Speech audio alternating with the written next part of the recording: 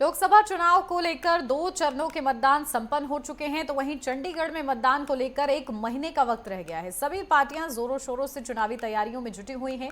देश की युवा पीढ़ी इस चुनाव को लेकर क्या सोचती है, क्या उनके मुद्दे हैं, चंडीगढ़ का मूड इस बार क्या कहता है, वहां के वोटर से बातचीत की हमारी संवाददाता ईशा ठाकुर ने। सुनिए। तीसरे चरण का मतदान 7 मई को होना है।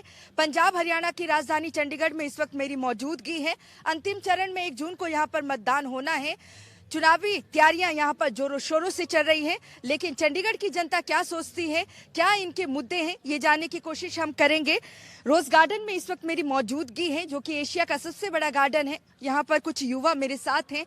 अपना नाम बताएं। नितिन। नितिन जी, इस बार जब आप वोट देने जाओगे तो क्या कुछ आपके जहन में मुद्दे रहेंगे?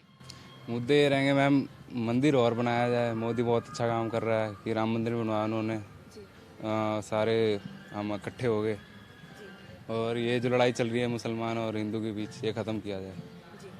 तो जिस तरीके से विपक्ष कह रहा है कि प्रधानमंत्री कहीं ना कहीं हिंदू मुस्लिम करते हैं, लड़वाने का काम करते हैं, आपको लगता है ऐसा? हाँ जी, मीडिया तो ऐसे ही पता है आपको, लड़वाने तो शुरू ही आते हैं। तो प्रधानमंत्री ने काम किया है 10 सालों में, क्या लगता है? हाँ, किया तो है। मोदी सरकार ने राम मंदिर खुलवाया है, बहुत अच्छा काम किया है। तो इस बार पहला वोट होगा आपका या पहले भी वोट दे चुके नहीं, हैं? पहला वोट होगा मैम। पहला वोट होगा मोदी की तरफ। मोदी जी को जाएगा। हाँ जी। जी, देखिए यहाँ पर यूथ हैं जो अपना पहला वोट कास्ट करेंगे। आप बताएं कि क्या कुछ मुद्दे रहेंगे और पहली बार वोट देने जाएंगे या पहली बार जाऊंगा मैं भी वोट देने के लिए। पहली बार जाएंगे? हाँ। तो क्या कुछ मुद्दे रहेंगे, क्या किन मुद्दों को ध्यान? बस यही रहेंगे कि जितने चलान हो रहे हैं कम होए वगैरह, जो मतलब यहाँ पे लड़ाई वगैरह हो रही है वो कम होए। बस यही है, जो करेगा उसको वोट मिलेगा, साफ सीधी बात है। वैसे मोदी जी ने राम मंदिर बनाया, बहुत बढ़िया बात है। आने वाले 50 पुश्ते जो सोचेंगे कि हमारे 2024 में बना राम मंदिर वगैरह, दिवाली हमारी दूसरी आ चुकी है 22 तारीख की। अच्छा, लेकिन विपक्ष ये कह रहा है जिस तरीके से कि आधे अधूरे मंदिर का निर्माण किया गया ताकि चुनाव में वोट ले सके बीजेपी, आपको लगता है कि बीजेपी ने इसलिए उद्घाटन किया या लगता है कि आस्था के चलते राम मंदिर का वो उद्घाटन हुआ है? नहीं, वो तो गणित पुराण में ही लिखा हुआ था कि इस दिन हमारी मतलब राम जी की लड़ाई हुई थी पहले, जो कई सालों पहले हुई थी। तो इस बार भी जाके हमने उसी टाइम पे उद्घाटन किया था।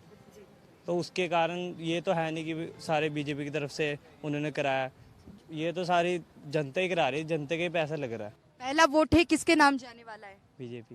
बीजेपी। अच्छा, आप बताएं क्या मुद्दे रहेंगे, यूथ हो आप, और यहाँ पर जिस तरीके से इस बार जो रोचक मुकाबला है बीजेपी और इंडिया गठबंधन के बीच, तो कैसे देखते हैं आप?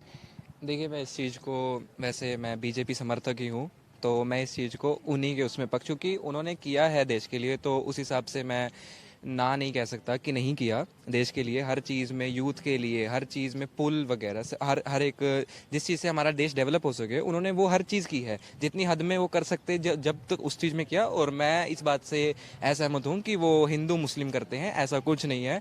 मैं इस चीज़ में बहुत सहमत हूँ उनके साथ कि वो हर किसी के लिए करते हैं, क्योंकि और मुल्कों में देखा जाए तो वहाँ किया जाता है हिंदुओं के साथ भेदभाव, मुसलमानों के साथ, पर मेरे हिसाब से भारत में इस सरकार के आते ऐसा कुछ मेरे को देखने को नहीं मिला कि हिंदू के साथ अच्छा हो रहा है, मुसलमान के साथ बुरा हो रहा है। मैं इस चीज़ से असहमत हूँ और ये सरकार, मैं चाहूँगा कि हमारा देश इस सरकार के हाथ में, और इस सरकार के हाथ में ही रहे। मोदी है तो मुमकिन है।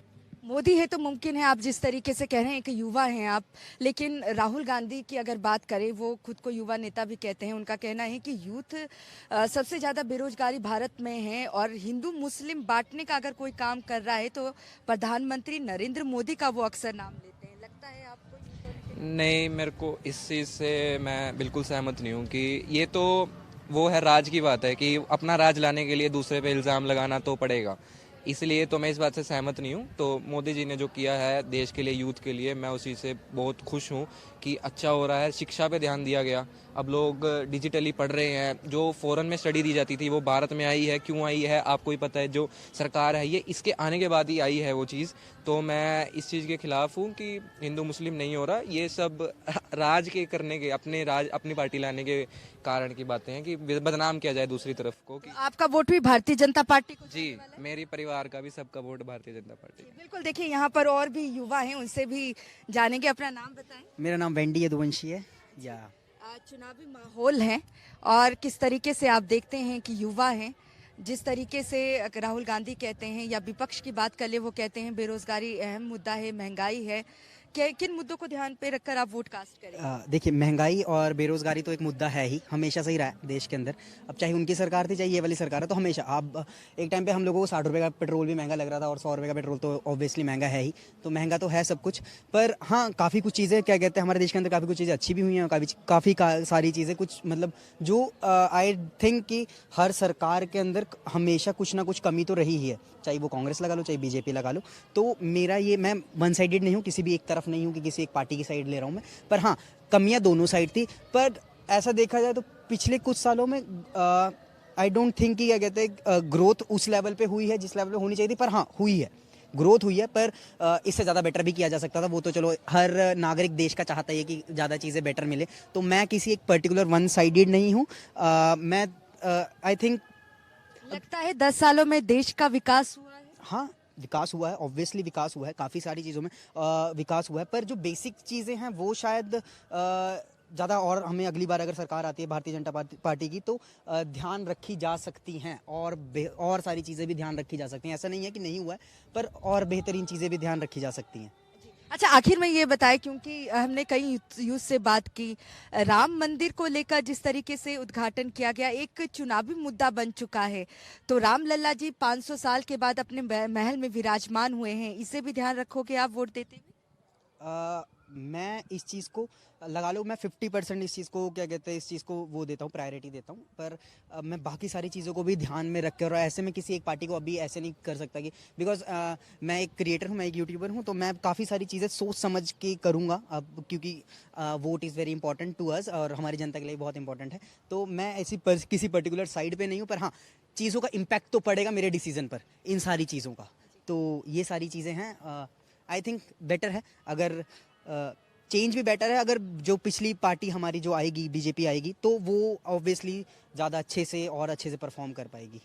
धन्यवाद। तो आपने सुना कि यहाँ पर जो यूथ है, खासकर युवा पीढ़ी क्या सोचती है इस चुनाव को लेकर। इस बार जब वो अपना वोट देने जाएंगे तो कौन से मुद्दे रहेंगे जिसको ध्यान में रखकर वो वोट देंगे। तो चंडीगढ़ के युवा से हमने आज बात की और आपने सुना कि किस तरीके से इनका ये कहना है कि 10 सालों में देश का विकास हुआ है और कहीं ना कहीं इस बार जब वोट कास्ट करने जाएंगे तो जिस तरीके से श्री राम लल्ला 500 साल के करीब 500 साल बाद अपने महल में विराजित हुए हैं, तो ऐसे में उस मुद्दे को भी ध्यान में रखा जाएगा। तो देखना ये होगा 4 जून को जब नतीजे आएंगे तो यहाँ पर जीत भारतीय जनता पार्टी एनडीए की होती है या फिर इंडिया गठबंधन की। कैमरामैन विकास के साथ नेटवर्क 10 के लिए चंडीगढ़ से ईशा ठाकुर।